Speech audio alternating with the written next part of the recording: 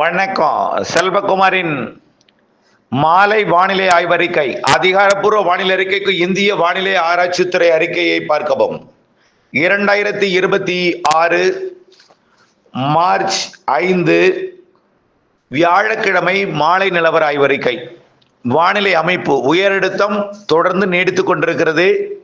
ஆனால் நாளை வட இந்திய நிலப்பகுதி மற்றும் இமயமலை பகுதியிலிருந்து வரக்கூடிய அந்த கடல் வழியாக வந்த குளிர்காற்று சற்று திசை மாறி இருக்கும். இதனால பனிப்பொழிவு குறைவாக இருக்கும், குளிர் வானிலை நீடிக்கும். இன்றைக்கு மூடு பனி காணப்பட்டது, ஆனால் நாளை குறைவான பனிப்பொழிவு இருக்கும், குளிர் வானிலை இருக்கும். நாளை அதிகாலை பகல்ல வெப்பத்தில் எந்த மாற்றமும் இல்லை. உயரழுத்தம் தொடர்ந்து நீடிக்கிறது. உயரழுத்தமும் உயரழுத்த குளிர்காற்றும் வட இந்திய குளிர்காற்றும் சேர்ந்தால் மூடுபனி. நாளை வட இந்திய குளிர்காற்று, இமயமலை குளிர்காற்று கடல் வழி வரக்கூடியது திசை மாறி இருக்கும். உயரழுத்தம் மட்டும் இருக்கிறது, குளிர்ந்த வானிலை இருக்கும். பகலில் வெப்பம் அதிகரித்து காணப்படும். இதுவரைக்கும் வேலூர் மட்டும்தான் வெப்பம் அதிகரிச்சிருந்துச்சு. இப்போ பாளையங்கோட்டை, மதுரை, அப்படியே என்ன சொல்ல போனா திருநெல்வேலி, பாளையங்கோட்டை, கோவில்பட்டி, சாத்தூர், விருதுநகர், சிவகாசி, மதுரை, அப்படியே மணப்பாறை, திருச்சி, நாமக்கல், தாராபுரம், ஈரோடு, கரூர், சேலம், அப்புறம் அப்படியே பார்த்தீங்கன்னா வேலூர் வரைக்கும் உள்ள இந்த பகுதி உயர்ந்திருக்கும். அது ஏற்கனவே நம்ம ஒரு வரைபடத்தில் வரைந்து காட்டியிருந்தேன். அந்த பகுதியெல்லாம் உயர்ந்திருக்கும், உயரும் என்று. இதுல நாளைக்கு தான் பாளையங்கோட்டையும் வேலூரும் கொஞ்சம் உச்சபட்சத்தை தொடும்னு எதிர்பார்க்கப்படுகிறது. வேலூர் தான் நம்பர் 1. வேலூர் நம்பர் 1 கரெக்டா 101 தொடும், 102 கூட போகலாம். அதனால இது எல்லா நாளும் கிடையாதுங்க. 6ஆம் தேதி, 7ஆம் தேதி, 8ஆம் தேதி மட்டும்தான் கொஞ்சம் உச்சபட்சமா இருக்கும். 6, 7, 8 இதை பார்த்து வரக்கூடிய நாட்கள் எல்லாமே நிறைய இருக்கும், தாங்க முடியலையே அப்படின்னு அச்சப்பட தேவையில்லை. 6, 7, 8 இந்த 3 நாளும் உச்சபட்ச வெயில் இருக்கும். இரவு நேரத்தில் குளிர், பகலில் அனல் வெயில். ஈரோடை விட வேலூர் கூடுதலா இருக்கும். ஈரோடு அளவிற்கு பாளையங்கோட்டையும், விருதுநகர், சிவகாசி, மதுரை போன்ற பகுதி இருக்கும். இந்த 3 நாள் தான் 6, 7, 8. கடலோரமும் கொஞ்சம் கூடி இருக்கும். வழக்கமா 33, 34, 35 டிகிரிக்குள்ளதான் இருக்கு. நாளைக்கு 34 டிகிரி வரும். கடலோரம் 33 தான், 32 தான் இருக்கும் சில இடங்கள்ல. கடலோரம் பெருசா இருக்காது. கடலோரம் நுழையக்கூடிய காற்று தான் வெப்பமடைந்து உள்ளே போய் அனலை கொடுக்குது, அவ்வளவுதான், மேற்கே போய். இது 6, 7, 8 வெப்பம் அதிகரித்து காணப்படும். பகல் நேரத்தில் அதிகரித்து காணப்படும் வெப்பம். அதுவும் குறிப்பா மாலை 3 மணிலிருந்து 4 மணி வரை தான் மேற்கே உயர்ந்து காணப்படும் வெப்பம். வேலூர்ல 2 to 4, தென் மாவட்டங்களும் 2 to 4. இது ஏன்னா தென்கிழக்கிலிருந்து அந்த உயரடுத்த காற்றை அனுப்பும்.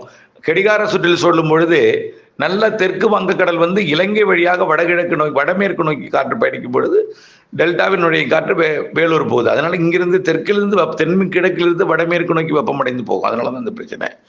அதே போல குமரி முனை, தூத்துக்குடி பகுதியிலிருந்து அப்படியே உள்ளே வரும் வெப்பமடைந்து. ஆனால் அங்கெல்லாம் 37, 38 நெருக்கமாக தான் இருக்கும், 100க்குள்ளதான் இருக்கும் பாளையங்கோட்டை கூட. ஆனால் வேலூர் 101, 102 போகலாம் 6, 7, 8ல. 8ஆம் தேதிக்கு அப்புறம் 9 குறையும், மீண்டும் ஒரு 2 டிகிரி குறையும். 10ஆம் தேதி நல்லாவே குறைஞ்சிடும். 10லிருந்து 30ஆம் தேதி வரைக்கும் குறைந்தே இருக்கும். இதுல காற்று சுழற்சி வரப்போகுதுன்னு ஏற்கனவே சொல்லியிருக்கிறோம். நம்ம அது 8ஆம் தேதி எதிர்பார்த்தோம், 10ஆம் தேதி தான் வருது. 10லிருந்து அடுத்தடுத்த காற்று சுழற்சிகள் வட இந்திய நிலப்பகுதியிலையும் காற்று சுழற்சி அமைய போகுது. இதனால என்ன ஆகும்னா, கிழக்கு காற்று தமிழ்நாடு வரும். இந்த கிழக்கு காற்றை இமயமலை பகுதியை நோக்கி திருப்பி இழுத்து கொண்டு போகும். அதனால என்ன ஆகும்னா, வட உள் மாவட்டங்களுக்கும் மழை வாய்ப்பு இருக்கு. 10ஆம் தேதியே உங்களுக்கு பெய்யும்னு நினைக்க கூடாதுங்க. நல்லா ஒண்ணு புரிஞ்சுங்க. 10 பெய்யலாம், 11ஆம் தேதி சில இடத்துல பெய்யும், 12ஆம் தேதி சில இடத்துல, 13ஆம் தேதி சில இடத்துல, 14ஆம் தேதி சில இடங்கள்ல, 15ஆம் தேதி. அந்த செட்டிங் அப்படியே மாறிட்டே இருக்கும். இதுல கர்நாடக எல்லையோர, ஆந்திர எல்லையோர மாவட்டங்களுக்கும் வட உள் மாவட்டங்களுக்கும் மழை வாய்ப்பு இருக்கு. ஆந்திராவிற்கும், தெலுங்கானாவிற்கும், கர்நாடகாவிற்கும், மகாராஷ்டிரா போன்ற பகுதிகளுக்கும் மழை வாய்ப்பு அமைய போது. இந்த கிழக்கு காற்று போய், இந்த கிழக்கு காற்று வடக்கு நோக்கி திரும்பி வட இந்திய நிலப்பகுதியில் சொல்லக்கூடிய காற்றழுத்த தாழ்வு பகுதி நோக்கி இந்த கிழக்கு காற்று பயணிக்க போகுது. இந்த கிழக்கு காற்றும் குளிரலையும் இணைந்து தென்னிந்தியாவிலே மழை பிடிப்பி கொடுக்கும். ஆந்திரா, ஒடிசாவில் கூட மழை பிடிப்பி கொடுக்கும். வடகிழக்கு மாநிலங்கள் கூட மழை பிடிப்பி கொடுக்கும். ஆனா மழை காலம் போல் பெய்துட்டே இருக்காது. மாலை இரவு வெப்பச்சலன இடிமழை பொழிவு போல தான் பொழியும். நல்லா புரிஞ்சுக்குங்க. எல்லோருக்கும் பரவலா ஒரே நேரத்தில் பொழியாது. வெறும் வெயில் மட்டும் இருக்காது, குளிர போக்குறது கொஞ்சம் குறையும் வெப்பம். 35, ஈரோட்டில் 35 வர்றது பெரிய ஆச்சரியம், 35 டிகிரி செல்சியஸ். ஆக அதே போல டெல்டாவில் இப்போ இருக்கிறத விட குறையும். அதாவது 6, 7, 8 வெப்பம் கொஞ்சம் கூடி 9, 10 குறைஞ்சி 11லேருந்து நல்லா குறைஞ்சிருக்கும். 33, 34 டிகிரி தான் இருக்கும் பெரும்பாலான இடங்கள்ல எல்லாம் செல்சியஸில். ஆக வெயில் தணிவதே பெரிய ஒரு வரப்பிரசாதம். மேகமூட்டம் கண்டிப்பாக வரும், ஆங்காங்கே தூறல் நனைக்கும், ஒரு சில இடங்களில் லேசாக பெய்யும். இப்படியே ஒதுக்கி ஆங்காங்கே மழை வானிலை அமைய போகிறது 10ஆம் தேதிக்கு மேலே. இதில் 13, 14, 15 கண்டிப்பாக மழை இருக்கு. எல்லாருக்கும் ஒரே நேரத்தில் பெய்யாது. திரும்ப சொல்கிறேன், மழை பெய்யும். நான் சொல்கிற வார்த்தைகளை நல்லா புரிஞ்சுக்கிங்க. வார்த்தைகளை நீங்கள் யாருக்கும் போய் வானிலை அறிக்கை நீங்கள் கொடுக்காதீங்க, தவறுதலாக போகும் அது வார்த்தைகள். புரியுதுங்களா? எதுக்கு நீங்கள் கொடுக்காதீங்கன்னு சொல்கிறேன். நீங்கள் நான் ஒன்று சொல்லுவேன், உண்மையிலேயே ஒருத்தர் கருப்பாக வாந்தி எடுத்தாருன்னா காக்காயே வாந்தி எடுத்தார், வார்த்தைகள் மாறி போகும். வார்த்தைகள் அப்படியே போய் தலைகீழாக மாறிடும். செய்தி ஒன்று அனுப்பும் பொழுது செய்தி வேற செய்தியாக மாறிடும். அதுக்கு தான் சொல்கிறேன், தயவு செய்து சொல்கிறேன், புரிஞ்சுக்குங்க. உங்களுடைய நன்மைக்காக தான் சொல்கிறேன். எதுக்காகன்னா, சில பேர் அறுவடை செய்வாங்க, அவர்களுக்கு நம்ம வானிலை அறிக்கை ஆண்டு முழுதும் கொடுக்குறோம். அது எப்போதுமே பழக்கப்படுத்திட்டோம். கொடுக்கலனாலும் கால் வருது, வீட்டுக்கு வர்றாங்க. ஆக நான் கொடுக்க வேண்டிய நிலைமையில் இருக்கேன். நான் ரகசியமாக யாருக்கும் அனுப்ப முடியாது, எல்லோருக்கும் நான் பார்க்கவும் சொல்லலை. நான் இது வரைக்கும் என்னுடைய வானிலை அறிக்கையை நாங்கள் சப்ஸ்கிரைப் பண்ணுங்கன்னு யாரையும் சொல்லியிருக்கேன்னா என் வாழ்காலத்திலே சொன்னது கிடையாது. புரியுதுங்களா? சொல்லியிருக்கேனா? என்றைக்குமே சொன்னது கிடையாது, என் வாழ்காலத்திலே சொன்னது கிடையாது.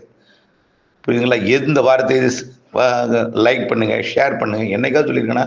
நான் என்ன வியாபாரமும் பண்ணிகிட்டு இருக்கேன், வானிலை அறிக்கை உங்களுக்கு கொடுத்துட்ருக்கேன். வானிலை அறிக்கை கொடுக்கறதுக்கு வழித்தடம் இல்லை, அதுக்காக கொடுத்துட்ருக்கேன். புரிஞ்சுக்குங்க முதல்ல.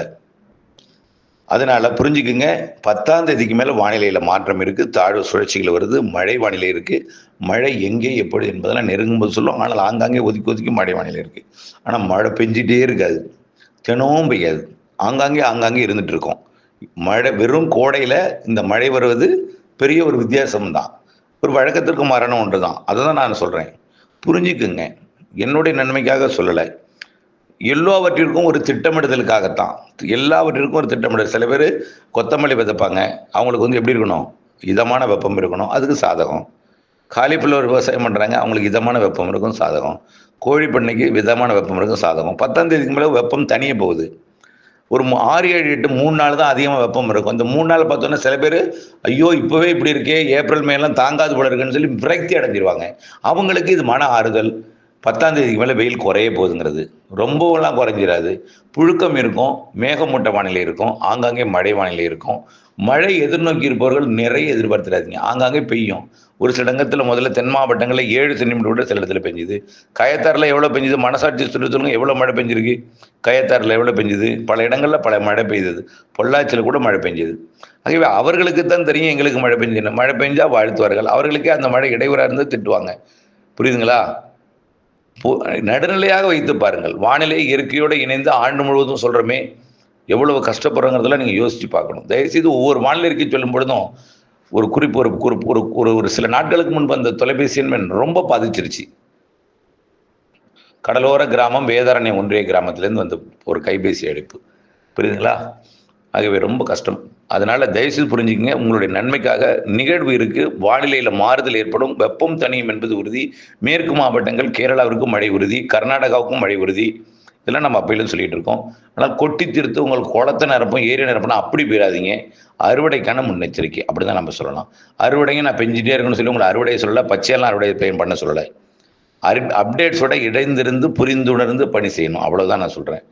நம்முடைய வானிலை அறிக்கையை எப்போதும் வழங்கிட்டு இருக்கோம். இந்த அறிக்கையை நான் மனசில் படுறது சொல்லித்தான் ஆகணும்.